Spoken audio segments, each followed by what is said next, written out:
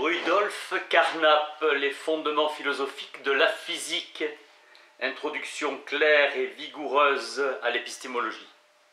Valeur générale de son étude de la structure logique des théories et de leur relation avec l'expérience. Attentif aux problèmes concrets que pose la recherche scientifique. Livre né d'un séminaire. L'accent porte sur l'analyse logique des concepts plutôt que sur des spéculations métaphysiques. Le séminaire s'adresse à des étudiants de philosophie déjà diplômés et de haut niveau qui connaissent la logique symbolique et possèdent des notions de mathématiques et de physique. L'exposé intéresse toutes les disciplines scientifiques. Ce livre peut servir d'introduction générale à la philosophie des sciences. Sa femme l'aida, mais meurt avant la publication, et c'est Martin Gardner qui avait suivi l'enseignement de Carnap à Chicago que revient la tâche de mettre l'ouvrage au net. Il existe dans le monde extérieur certaines répétitions ou régularités. Les lois de la science ne sont rien de plus que des énoncés qui expriment de façon aussi précise que possible ces régularités. Certaines ont une régularité qui se produit seulement dans un certain pourcentage de cas. Le rapport entre deux événements est un énoncé quantitatif qui reçoit le nom de loi statistique. Pour tout corps X qui, si on échauffe ce corps, le corps se dilatera. L'énoncé conditionnel d'universel est bien la forme logique fondamentale de toutes les lois universelles. Lorsque P de X vaut partout ou Q de X vaut, les logiciens appellent cela un énoncé biconditionnel. Toutes nos connaissances ont leur source dans des énoncés singuliers. La question est comment, à partir d'énoncés singuliers, nous pouvons affirmer des lois universelles. Distinguer les lois théoriques et les lois empiriques. Les lois sont utilisées pour expliquer des faits déjà connus et pour prédire des faits qu'on ne connaît pas encore. Les explications par les faits sont en réalité des explications par des lois, mais déguisées. Beaucoup de physiciens pensent que toutes les lois de la physique reposent en fin de compte sur des lois fondamentales qui sont d'ordre statistique. Les lois de la logique et celles de la mathématique pure sont universelles, mais elles ne nous renseignent absolument pas sur la réalité. Le prix à payer est que les énoncés ne nous renseignent en rien sur le monde. Un univers est appelé possible quand il peut être décrit sans contradiction. Les univers possibles sont des univers concevables au sens large du terme. Les physiciens Gustav Kirchhoff et Ernest Mach disaient que la science ne devrait jamais demander pourquoi, mais comment. Laissez-nous tranquilles, vous et vos pourquoi, il n'y a point de réponse au-delà de celle que fournissent les lois empiriques. Ils refusaient, car les pourquoi sont des questions métaphysiques. On est conscient de la continuité qui relie l'organique à l'inorganique. Aristote inventa le terme d'entéléchie que le biologiste Hans Drietsch reprit. L'entéléchie est une force spécifique qui fait que les êtres vivants se comportent comme ils le font, mais ce n'est pas une force physique. Force dont sa façon d'agir est différente. Elle n'est pas située dans l'espace, elle agit sur l'organisme tout entier et non pas seulement sur certaines de ses parties. Passer de l'observation directe des faits à l'énoncé d'une loi constitue le problème de l'induction. Dans la logique déductive, l'inférence conduit d'un ensemble de prémices à une conclusion dont la certitude est égale à celle des prémices. On ne peut jamais tenir pour certaine la conclusion d'une induction. La conclusion a un certain degré de probabilité. Les lois les mieux fondées de la physique ne reposent nécessairement que sur un nombre limité d'observations. Il n'y a aucun moyen de vérifier au sens strict une loi, et il est facile de la falsifier, de montrer qu'elle est fausse. Il suffit qu'on trouve un seul contre-exemple. 1 million de cas favorables ne suffiront pas à vérifier la loi, alors qu'un seul, incompatible avec elle, suffit à la falsifier. Réfuter une loi, c'est l'enfance de l'art, mais achever de la confirmer, c'est une autre affaire. Toutes les fois que nous procédons à une inférence inductive, on parlera de probabilité inductive au lieu de probabilité logique. La probabilité est le rapport du nombre de cas favorables au nombre total de cas possibles. Il faut s'assurer au préalable que la totalité des cas sont également probables et possibles. Ce principe se définit par le principe de raison suffisante ou principe d'indifférence. Selon Mises, l'équipossibilité signifie l'équiprobabilité. Lorsque nous formulons un énoncé probabiliste, cet énoncé ne porte pas sur le monde, mais seulement sur une relation logique entre deux autres énoncés. Keynes critiquait la conception fréquentielle de la probabilité. La probabilité logique est une relation logique, la probabilité statistique est un concept empirique utilisé dans les sciences. Son estimation se fait par degrés de confirmation. La première étape de toute expérience consiste à isoler les facteurs importants, souvent la plus délicate par concept classificatoire. J'entends un concept qui situe un objet dans une classe déterminée.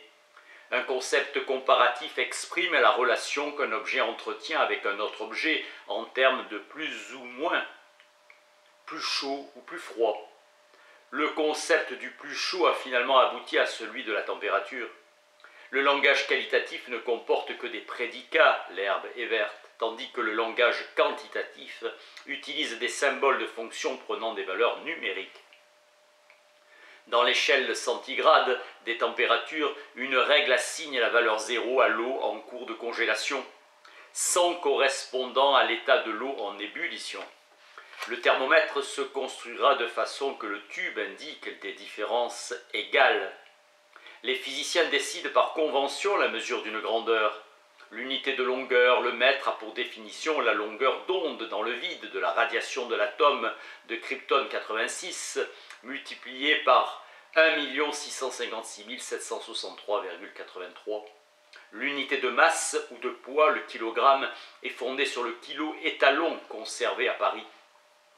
Einstein a insisté lors de la théorie de la relativité que nous ne pouvons pas savoir ce qu'on entend par égalité de durée et de distance dans l'espace, simultanéité de deux événements ayant lieu à des endroits différents, tant que nous ne spécifions pas les appareils et les règles servant à mesurer ces concepts. Règle du principe d'addition, un objet composite formé de deux éléments, sa valeur et la somme arithmétique des valeurs. Toute grandeur qui se conforme à cette règle reçoit le nom de grandeur additive.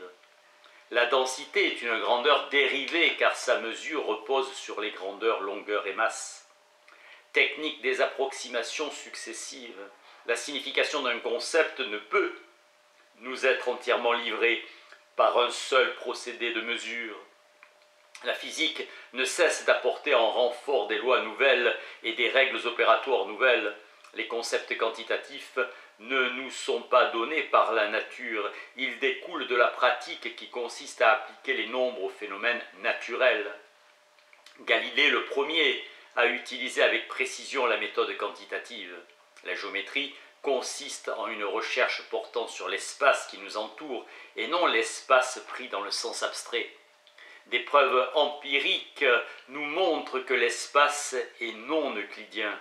L'espace possède une structure qui, dans les champs gravitationnels, s'écarte de la structure décrite par la géométrie euclidienne. La gravitation, en tant que force, disparaît de la physique pour laisser place à la structure géométrique d'un système spatio-temporel à 4 dimensions.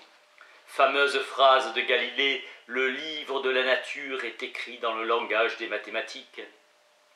Reichenbach distingue les forces différentielles et les forces universelles. Un point de vue philosophique consiste à dire que la géométrie non euclidienne ne doit pas être adoptée car elle ne peut pas être imaginée. Dans la question kantienne, distinction entre l'a priori d'ordre logique et l'a posteriori d'ordre épistémologique. Kant soutient qu'il y a un domaine de la connaissance qui est synthétique. Il dit quelque chose sur le monde et a priori, car il peut être connu avec une certitude qui ne réclame aucune justification. Expérimentale. À l'époque de Kant, on ne savait rien de la géométrie non euclidienne. Gauss, Riemann Helmholtz dépasseront avec audace le point de vue kantien. Kant est passé à côté de la distinction entre deux types de géométrie fondamentalement différentes, la géométrie mathématique et la géométrie physique, application de la géométrie pure au monde. La géométrie mathématique est a priori la géométrie physique et synthétique. Kant soutenait que la connaissance a priori est une connaissance certaine.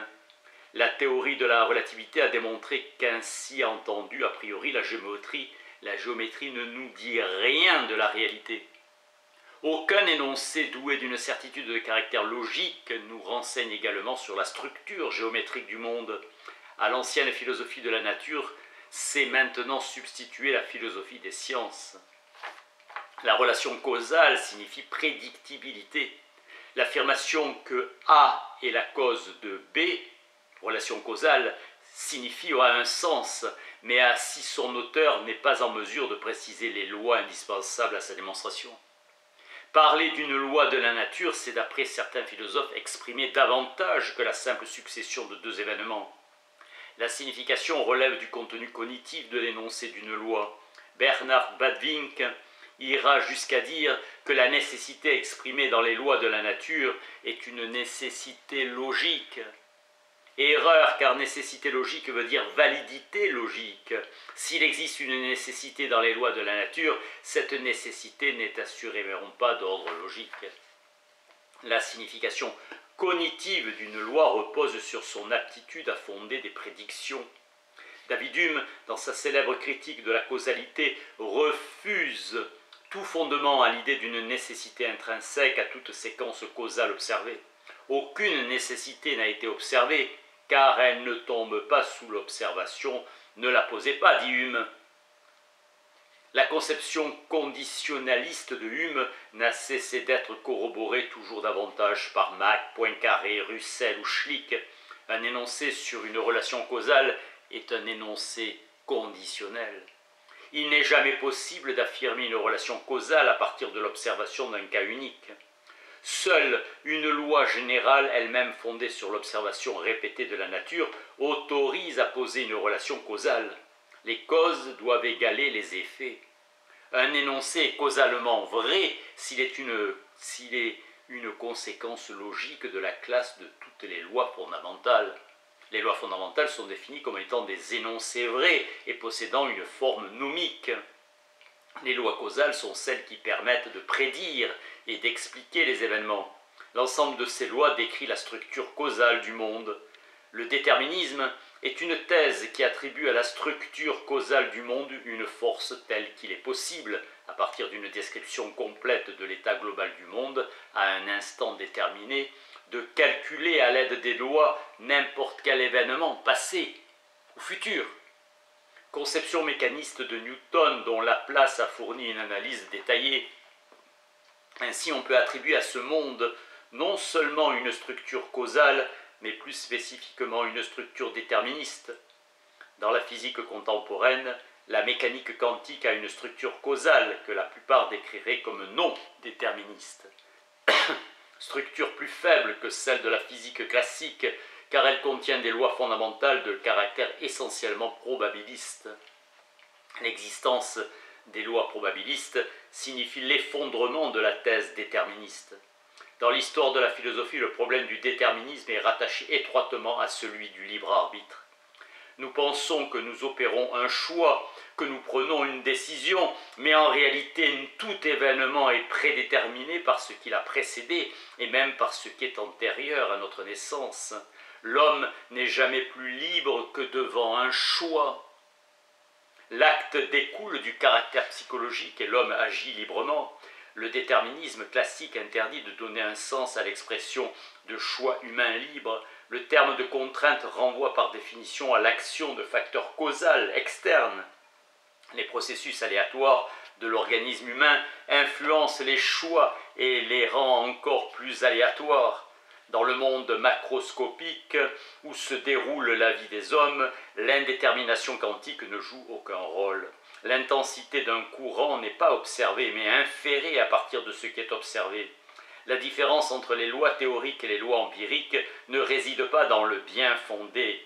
relatif de leur énoncé, mais au fait qu'elles contiennent des termes de genres différents. Les lois théoriques sont plus générales que les lois empiriques. Une loi empirique s'observe lors de certains phénomènes dans la nature, régularité. Le physicien la décrit en formulant une généralisation inductive, puis arrive à formuler une loi théorique. En fait, non, car il a affaire à des non observables.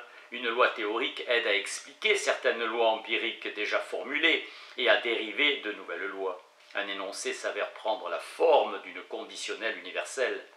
L'hypothèse est testée expérimentalement. La théorie sera d'autant plus forte qu'elles seront nombreuses, variées, dénuées de rapports apparents les unes avec les autres. Le gaz est constitué de petites particules qu'on appelle molécules et qui sont en agitation perpétuelle. On découvrit que le gaz se maintient dans un état stable si chaque particule a la même vitesse. Chaque molécule a une probabilité déterminée de se trouver dans un intervalle déterminé de l'échelle de vitesse, distribution de Boltzmann-Maxwell. La température du gaz correspond à l'énergie cinétique moyenne des molécules. La théorie de l'électromagnétisme de Faraday et de Clerk est un exemple remarquable du pouvoir qu'a une théorie de prédire de nouvelles lois empiriques. À partir de modèles théoriques dérivent les lois de l'électricité et de l'électromagnétisme. La théorie explique aussi les lois de l'optique, fécondité. L'électricité et le magnétisme sont des phénomènes qu'on ne peut percevoir directement, mais leurs conséquences sont observables. Avant Newton, la science ne fournissait pas d'explications s'appliquant à la chute d'une pierre et au mouvement des planètes autour du Soleil. La loi de gravitation universelle formulée par Newton fut la première loi théorique qui expliqua la chute d'une pomme et les lois de Kepler concernant le mouvement des planètes. Richard Bevan Braithwaite rassembla les articles de Frank Prumpton Ramsey, mort à l'âge de 26 ans, qui était intrigué par le fait que les termes théoriques décrits dans une théorie ne signifient pas de la même manière en termes observables. Comment déterminer la signification empirique d'un terme théorique? Décrit-elle la structure du monde réel ou bien n'est-elle qu'un appareil abstrait et artificiel? Peut-on dire qu'un électron existe au sens où une barre de fer existe? Ramsey proposa de remplacer le système formé par l'ensemble des postulats théoriques par ce qu'on appelle aujourd'hui l'énoncé de Ramsey de la théorie, énoncé ne contenant aucun terme théorique. Élimination des termes qui font problème. À la place des termes théoriques figurent des variables. Électron n'apparaît plus dans le langage de Ramsey. Il a mis en évidence le fait qu'on peut formuler toute théorie dans un autre langage. Les termes non observables attendent que des instruments se perfectionnent et deviennent plus puissants pour être observables. Il fut un temps où virus était une notion théorique, de même que molécule. Keane emploie le terme analytique comme équivalent de logiquement vrai. Les énoncés analytiques sont vrais en vertu de la signification de leurs termes et les énoncés synthétiques dont la vérité ne peut être décidée qu'après observation du monde réel. Une loi fondamentale est que deux corps s'attirent l'un l'autre avec une force gravitationnelle proportionnelle à leur masse respective et inversement proportionnelle au carré de leur distance. Dans la théorie des quanta, l'imprécision fait partie des lois fondamentales, principe d'incertitude. La théorie des quanta est fondamentalement indéterministe en ceci qu'elle ne fournit pas de prédictions fermes sur le résultat des mesures, mais seulement des prédictions en termes de probabilité.